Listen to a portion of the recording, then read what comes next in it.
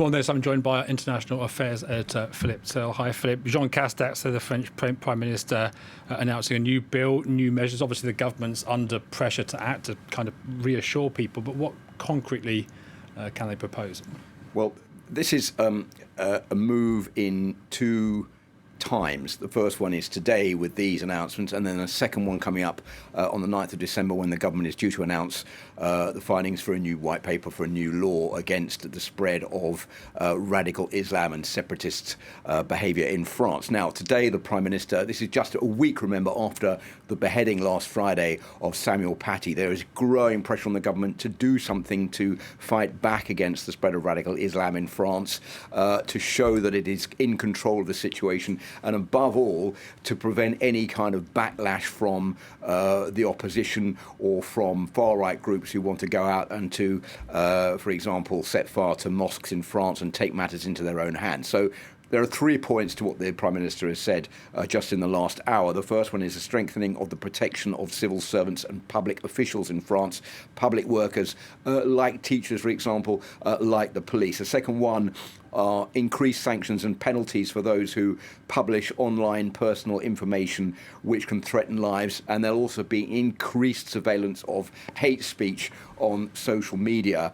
And the third measure that the Prime Minister has announced is a stepping up or a strengthening of the Pharos platform, which is a government website where people can denounce what they see as online hate speech, illicit information on the internet that they think the government should remove, or at least that the government should investigate. So those are the 3 measures which have been announced. There's nothing really very new there, and these measures are also expected to be part of this new bill that you were mentioning, which is due to be announced in December.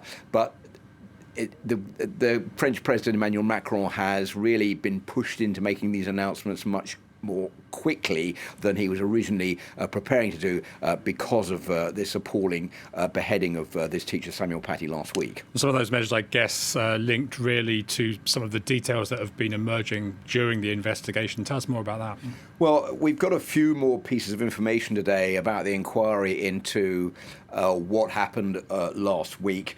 We know, for example, that Abdullah Anzarov, the young 18-year-old who murdered Samuel Paty, was in contact with a jihadist in Syria. So that has shifted this inquiry also to Syria now to find out who this person is. They were talking to each other for quite a while after the attack took place. The French investigators tracked down this jihadist through an IP address on the internet, which was found on the phone of Abdullah Anzarov after he was shot dead by police.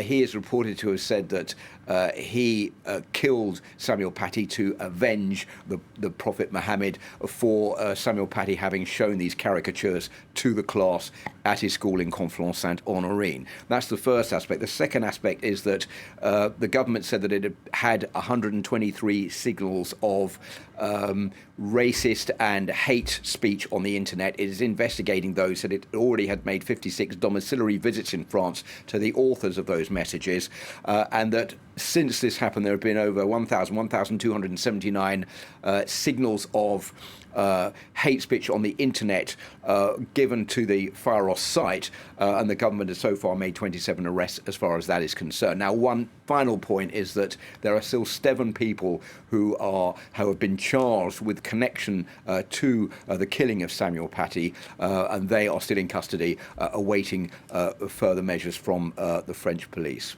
Okay, Philip, thanks very much.